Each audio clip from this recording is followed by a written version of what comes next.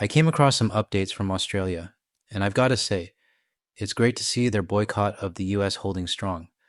It's clear who our real allies are, and Australia is definitely one of them. Honestly, I hope more Canadians start choosing that longer flight to support them. Every trip I've taken there has been worth it.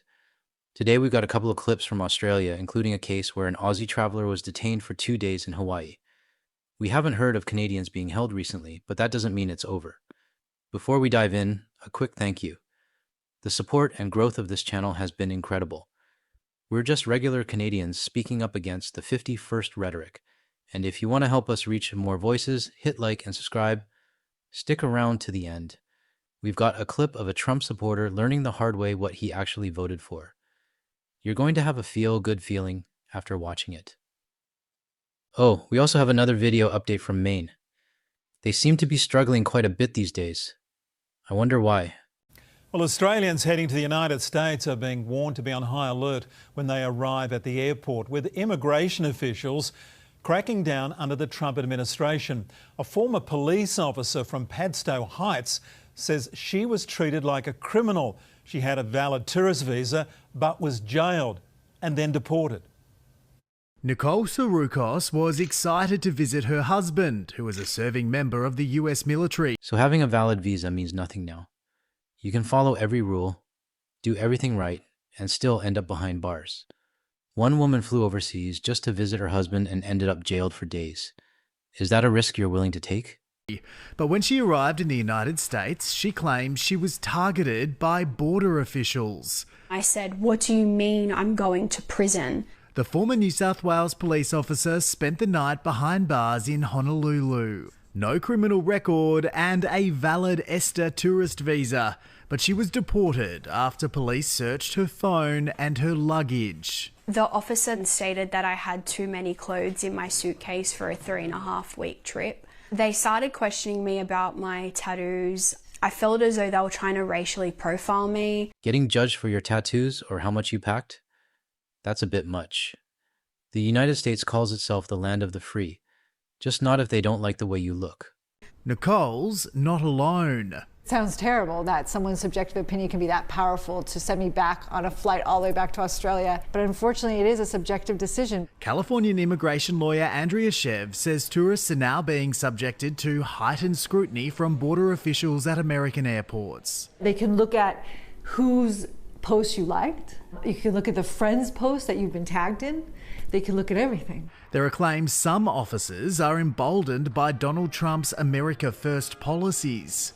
Kiara has been waiting 4 hours for her friend from Mexico to get through immigration at LAX. He's had his phone seized. Are you worried about him? A little bit, because now the situation with the ICE, with deportation. It feels like roulette now. You can do everything right, follow every rule, and still get denied at the border. Most people won't have issues entering the United States. But do you want to be the one who does? It's a strange reality we're living in. If they suspect anything, immigration officials can search your phone or laptop. It didn't happen to this young woman, but she was prepared. I just deleted any word of Trump in my text messages, but there weren't that many, so it's fine. The unfortunate reality is Australians have next to no rights when entering the USA. So in saying that, what are the best ways to minimise your chances of getting into trouble at the border? Never book a one-way ticket, have your itinerary printed and with you, and tourists should take extra care filling out the ESTA visa application.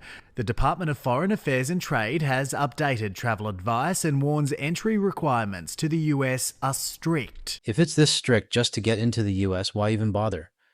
You can follow every rule and still end up detained or deported. There are better options out there. Just look at this. This is the Gold Coast in Australia. Amazing beaches, golf courses, and people who actually treat you with respect. I went there and had an incredible time. Honestly, it's a better choice than Florida or California. Sure, it's a longer flight, but maybe it's time Canadians stopped relying on a neighbor that no longer acts like one. Are you seeing Australians scale back their US travel plans? Look, very much so, and it depends on what they're going there for. For example, in that March quarter, our corporate business was pretty flat, maybe up just a little bit on last year, whereas our leisure business was down a lot. But in April, it does appear to have got a lot worse. And I know our Canadian business of Canadians going to the States is down quite a lot. So, it varies a bit, but I think the way it's heading, April and May are going to be a lot worse for travel to the US in terms of numbers out of Australia. And I was just talking to someone from G Adventures and Intrepid need some more adventure tour operators, and they're down 40-50%. And just people going to other destinations effectively. So essentially avoiding the US? Yeah, well, for a couple of reasons. Some people don't like what Trump's saying and doing.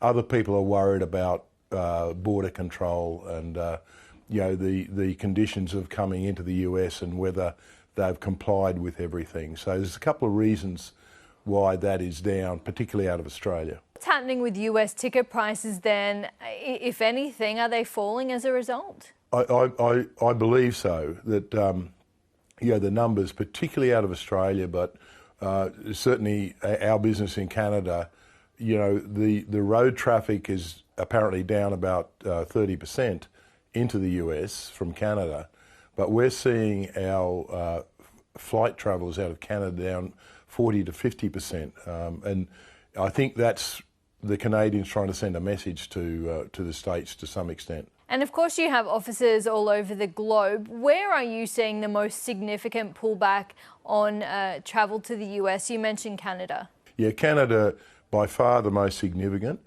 And as I said, out of Australia, particularly leisure travellers on, adventure tours like Intrepid or G Adventures, but also Europe, UK and Europe, it's down significantly.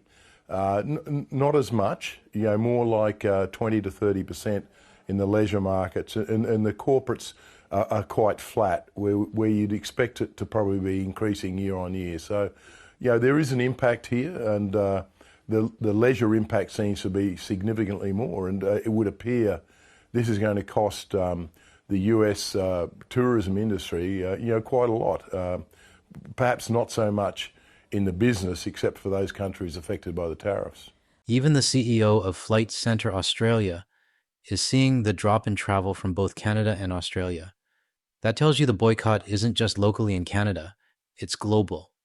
We've had Aussies in the comments saying they've cancelled their US trips and are choosing Canada instead. I think it's only fair we return the support. Coming up next is a quick update from Maine. If you saw our last video, you know they're feeling the hit. But the question remains, do they want Canadians back as friends or just for our money? Yeah, I still think the Canadians should come because this is what makes Old Orchard Beach. 4 seconds in and I already had to pause.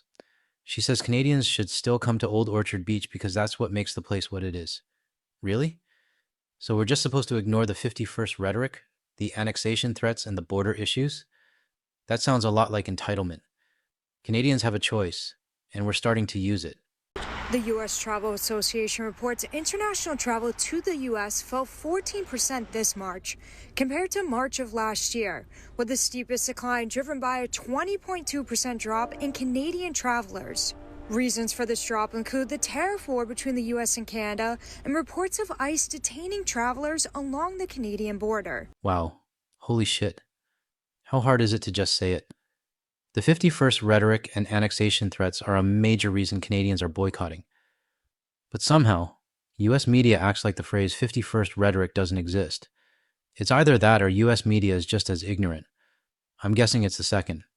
Justine Wood, who has owned the Aquarius Motel on Old Orchard Beach for 23 years, says she'll always welcome Canadians. They love it here, they come here, and it's up to the individual. As far as the Canadian people come, it's up to the individual. They welcome here, obviously, but it's up to them to decide whether they want to come or not. Earlier this year, Canada's former Prime Minister urged his citizens to refrain from traveling to the U.S. after President Trump put a 25% tariff on Canadian goods. And the U.S. World Travel and Tourism Council reports Canada was the biggest source of inbound travel to the U.S. last year, one of those hotspots being Old Orchard Beach.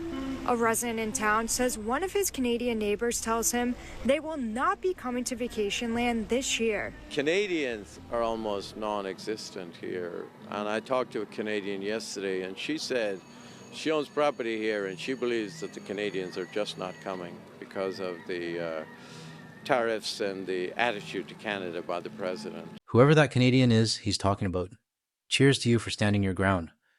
Americans need to understand they're not entitled to our tourism dollars. Even if they don't support Donald, they're still part of the system that let this happen. We can respect the ones who speak out, but there's a line.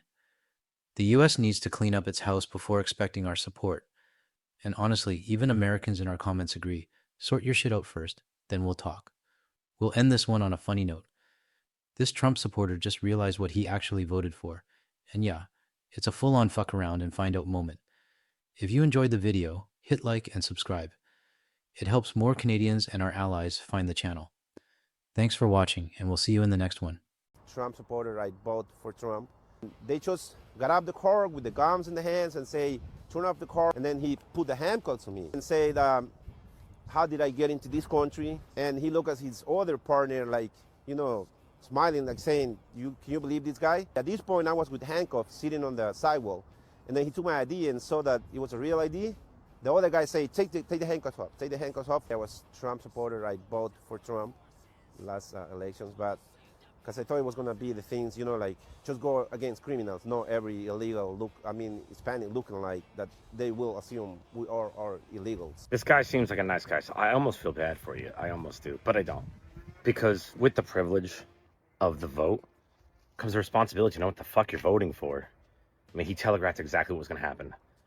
And they're not done. You got 4 more years in here. He's going to come after you, come after your family, your children, your nieces, your nephews, your parents. This is where you find out. This is where we all find out. How the fuck did you not know?